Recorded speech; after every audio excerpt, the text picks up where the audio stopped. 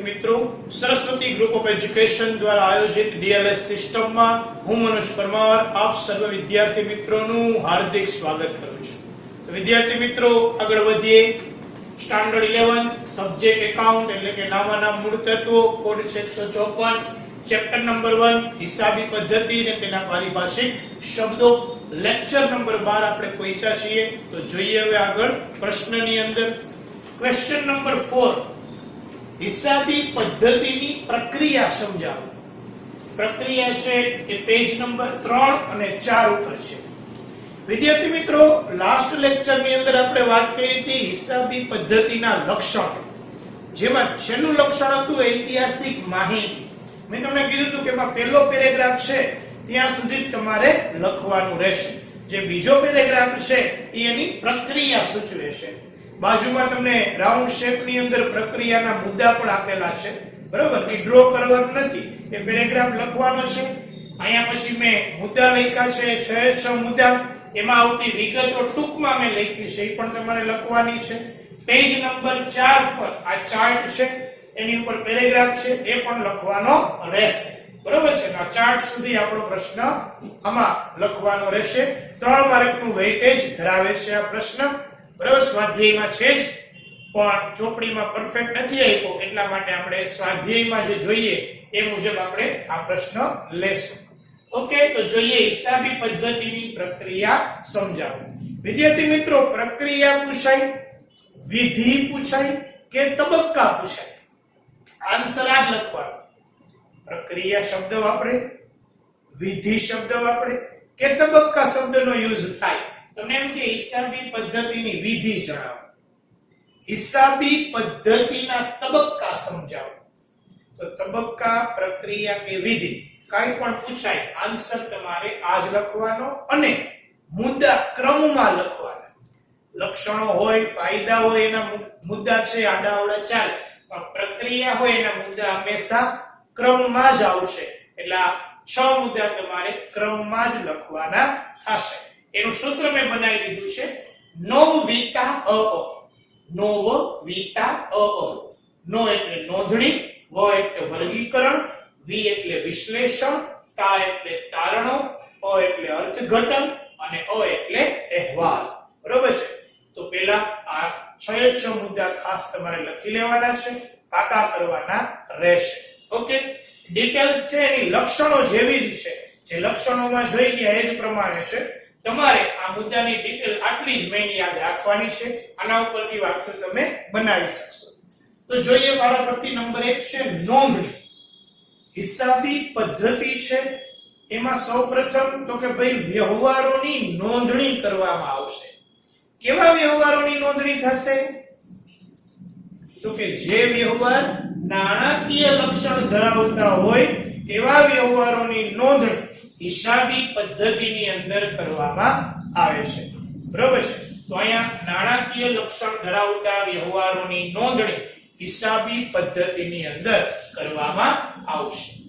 ત્યાર પછી વિદ્યાર્થી મિત્રો બીજો મુદ્દો છે વર્ગીકરણ, જેની વાત આપણે લાસ્ટ લેક્ચરમાં લક્ષણોમાં કરી હતી કે જે કઈ હિસાબી વ્યવહારો થાય છે એ હિસાબી વ્યવહારોનું શું કરવામાં આવશે? વર્ગીકરણ। શેના આધારે? તો કે વ્યવહારોના પ્રકારના આધારે, એના કદના આધારે, એના સ્વરૂપના આધારે। તો મેઈન તો બે પ્રકાર છે, યાદ કરો વિદ્યાર્થી મિત્રો। પારિભાષિક શબ્દ નંબર 1 ધંધાકીય વ્યવહાર।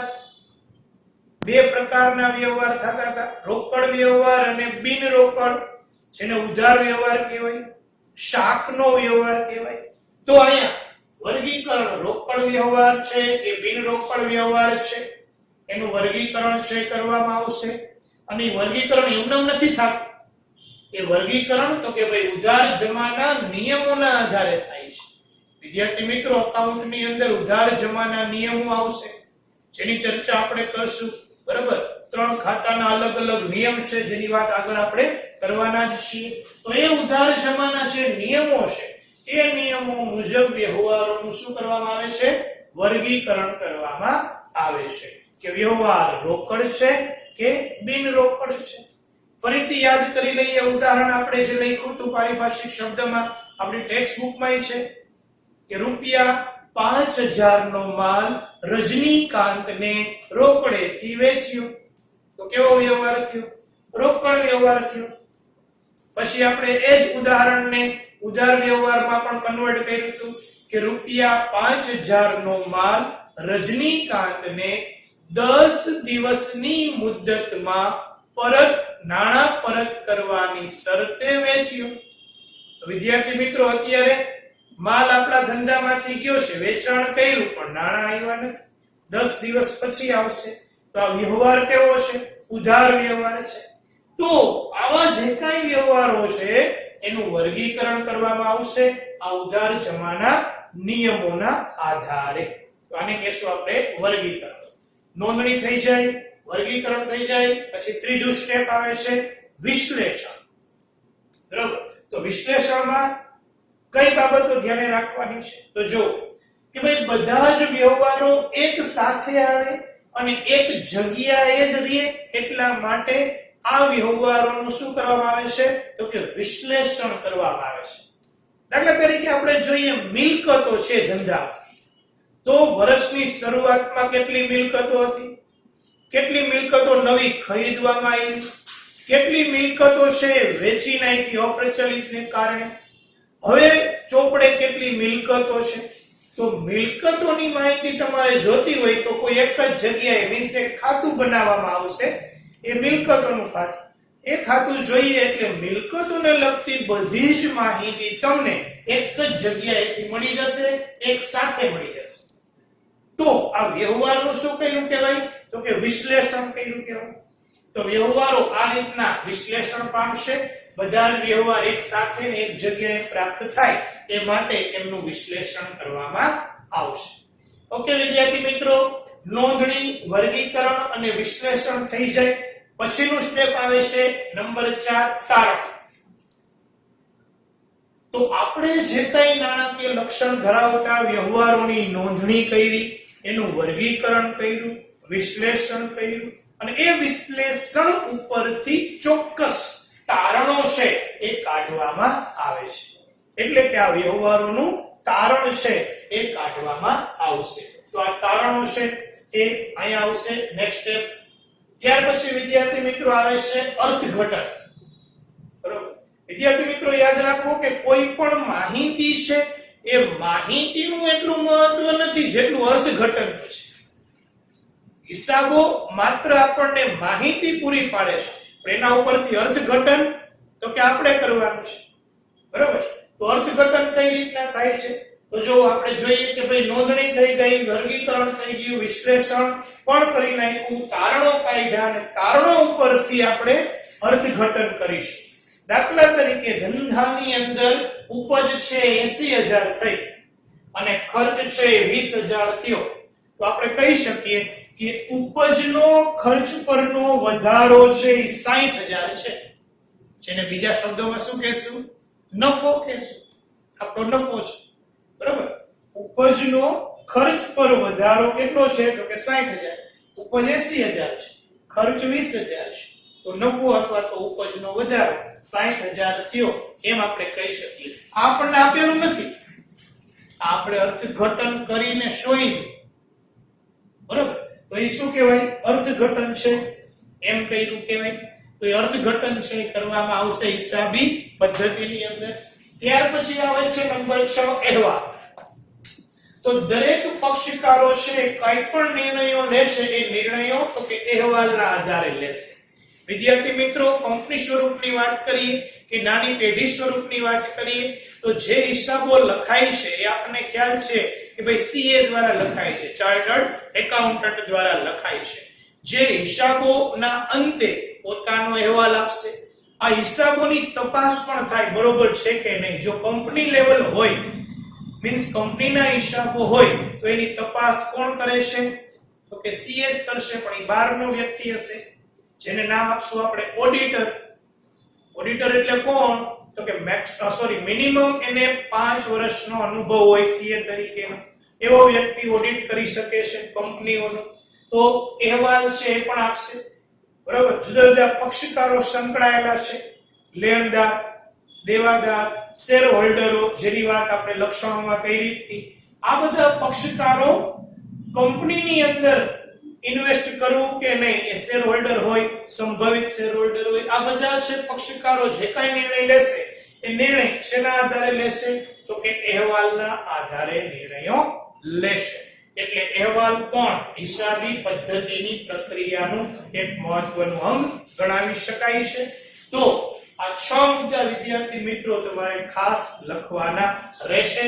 પહેલું છે નોંધણી, બીજું છે વર્ગીકરણ, ત્રીજું છે વિશ્લેષણ, ચોથું તારણો, પાંચમું અર્થઘટન અને છઠ્ઠું છે અહેવાલ. ત્યાર પછી વિદ્યાર્થી મિત્રો પેજ નંબર 4 ઉપર તમને આ હિસાબી પ્રક્રિયાનો ચાર્ટ આપ્યો છે.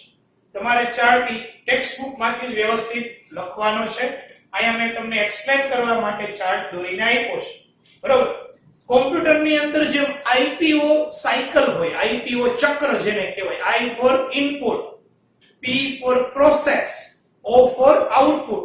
એટલે આઈપીઓ ઇનપુટ એટલે દાખલ કરવું, પ્રોસેસ એટલે પ્રક્રિયા અને આઉટપુટ એટલે પરિણામ. તો એવી જ રીતના આમાં 3 બોક્સ મેં તમને કરી દીધા છે. બરોબર. કઈ રીતના તો જો સૌપ્રથમ હિસાબી પદ્ધતિની પ્રક્રિયાની વાત કરીએ તો પેલા વ્યવહારોને બનાવોની ઓળખ મેળવવામાં આવે છે. જે વ્યવહાર થયો છે, જે બનાવ બન્યો છે એની સૌપ્રથમ ઓળખ મેળવવામાં આવશે કે ખરેખર આર્થિક વ્યવહાર છે કે પછી બિન આર્થિક વ્યવહાર છે. આપને ખ્યાલ છે હિસાબમાં કેવા વ્યવહારની નોંધ થાય છે?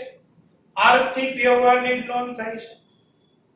કેવા વ્યવહાર હોવા જોઈએ તો કે જે પાછું નાણાકીય લક્ષણ ધરાવતા હોવા જોઈએ એવા જ વ્યવહારોની નોંધ થાય. એટલે લખ્યું છે કે વ્યવહારોને બનાવોની ઓળખ અને નાણામાં તેનું માપન.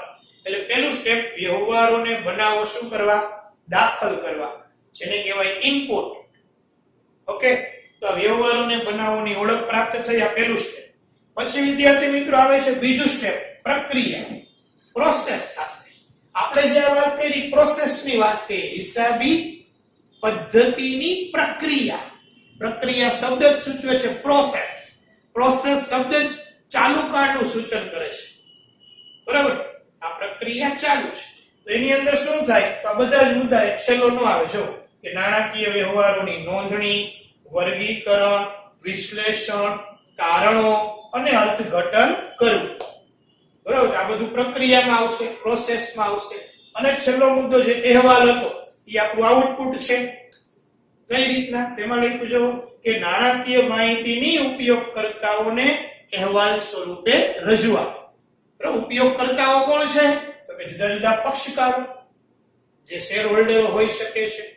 બરાબર. સંભવિત શેર હોલ્ડર જે ભવિષ્યમાં થવાના છે એ હોઈ શકે છે. લેણદારો છે, સદ્ધર લેણદારો છે, બેંક છે જેની પાસેથી લોન આપણે મેળવી હોય, તમામે તમામ પક્ષકાર.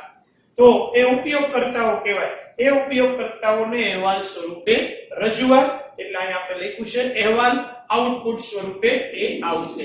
તો આને કહેવાય આઈપીઓ, ઇનપુટ, પ્રોસેસ અને આઉટપુટ. તો આ હિસાબી પદ્ધતિની પ્રક્રિયા છે એમ આપણે કહી શકીએ છીએ. ઓકે વિદ્યાર્થી મિત્રો, ઝડપથી જોઈ લઈએ હિસાબી પદ્ધતિની પ્રક્રિયા સમજાવો. ક્વેશ્ચન નંબર 4 પેજ નંબર 3 અને 4 ઉપર છે. સૂત્ર લખશું નોમ વિતા અ. બરાબર. સૂત્ર એક્ઝામમાં તમારે લખવાનું નથી, ખાલી ચોપડામાં જ લખવાનું, યાદ રાખવા માટે, જેની વાત આપણે લાસ્ટ લેક્ચરમાં કરી હતી. મુદ્દા લખી નાખશું ક્રમિક 6 પ્રક્રિયા છે એટલે મુદ્દા ક્રમમાં જ લખવાના.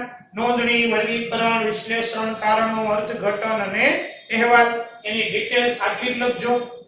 બરાબર. અને જે પેરેગ્રાફ આપ્યો છે ટેક્સ્ટ બુકમાં પેજ નંબર 3 પર લખવાનું છે. બાજુમાં છે ચાર્ટ દોર્યો છે એની જરૂર નથી. પેજ નંબર 4 ઉપર પેરેગ્રાફ અને આ ચાર્ટ છે એ તમારે દોરવાનો રહેશે. ઓકે વિદ્યાર્થી મિત્રો, તો આ પ્રશ્ન તમે લખી લેજો અને વ્યવસ્થિત વાંચી અને પાકો કરી લેજો. Thank you very much for watching this video.